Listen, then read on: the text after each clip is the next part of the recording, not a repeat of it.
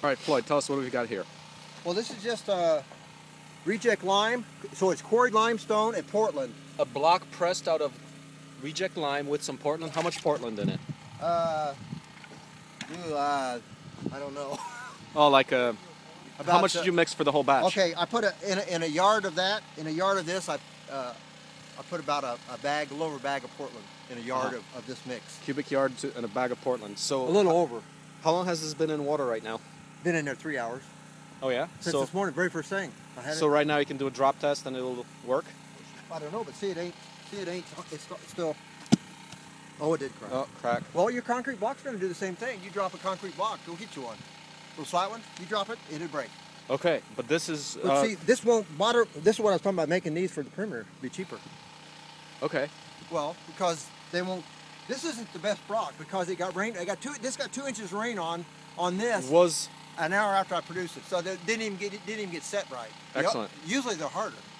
So this stuff, was it difficult to get it without breaking out of the machine? Because that's an issue. Yeah, that's the issue is not getting it out of the machine. No, mine presses harder. My machine presses harder. It presses real tight. I turn my machine up to 2,000 or 1,800. So we can turn ours up to 3,000 actually. Well, then it would press harder because it's all about pressure per square inch. Yeah. And your ram size. So okay. You probably weren't, because the tighter you get it, then it's like you put more Portland in it, just like a stabilized block too. Okay. But the thing is, yeah, you can make them out of yours if you turn the machine up and put it. Don't you have a mixer? Yeah. Yeah. Put the powder in there, put the Portland in there, mix it up good. Add just a very little bit of water. You need just enough to make it sticky. And if you want to make it a little sticky, you put just a little bit of lime in it. The lime will sticky it up. It'll hold it together. Lime would make it hold better? It'll make it a little bit sticky. How much lime per cubic yard? Much.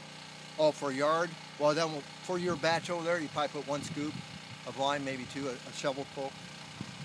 Per cubic yard? Like for a cubic yard? Yeah, but that's, I don't know. I just did it so much per. How much did you do, like a shovel per cubic yard? See, I usually do about a yard. I lay it out there, and then I put a bag and a third or so of Portland, and I put just a little bit of lime in it, and then you stir it up. And then you scoop it up and put it in the machine. But you got to wet it down because the lime and Portland dries it out. Okay. It's too dry. You got to have this. Got to be a little wetter than you would on dirt. Yep.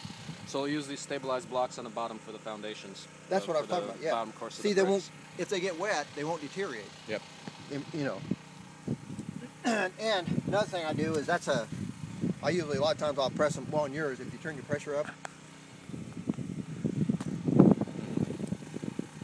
See, these aren't the best blocks, but I'm just saying that got rained on an hour after I pressed it. The Portland didn't even get a time to set. Mm-hmm. Okay.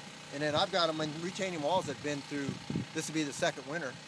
No gutter on it. They run and they're fine. Yeah.